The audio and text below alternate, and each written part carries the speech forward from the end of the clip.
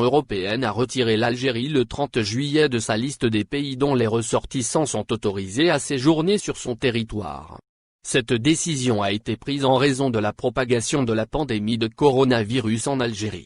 La liste verte devra être actualisée ce dimanche et les Algériens pourraient se voir autorisés à voyager de nouveau en Europe. La baisse des cas de contamination au coronavirus en Algérie devrait inciter les responsables de l'Union européenne à revoir leurs décisions. Pour rappel, le bilan de jeudi 27 août a fait état de 397 nouveaux cas de contamination. Un bilan qui poursuit une tendance baissière depuis la mi-août. Ainsi, afin de rouvrir ses frontières, l'Union européenne a mis en place certaines exigences auxquelles doivent répondre les pays sélectionnés. Ces pays devront répondre à des critères épidémiologiques clairs et stricts. Ils doivent être dans une situation épidémiologique semblable ou meilleure à celle de l'Europe. L'Algérie devrait ouvrir ses frontières.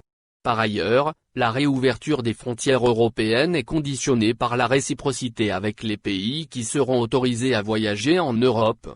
Cependant, l'Algérie, qui maintient ses frontières fermées pour tous les pays étrangers, se retrouve ainsi de fait exclue des mesures d'ouverture des frontières de l'Europe.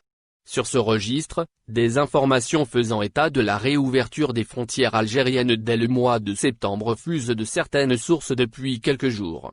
Bien que les pouvoirs publics en Algérie n'aient encore annoncé aucune date pour la réouverture des frontières, cette possibilité est sérieusement envisagée. A souligné que la liste des pays sûrs est donnée uniquement par l'Union européenne à titre indicatif, sans caractère contraignant, pour les 27 pays de l'Union européenne.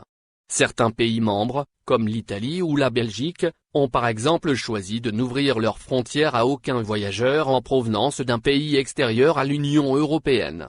Actuellement, seuls des pays comme l'Australie, le Canada, la Géorgie, le Japon, la Nouvelle-Zélande, le Rwanda, la Corée du Sud, la Thaïlande, la Tunisie, l'Uruguay et la Chine, sous condition de respect du principe de réciprocité, ont eu carte blanche.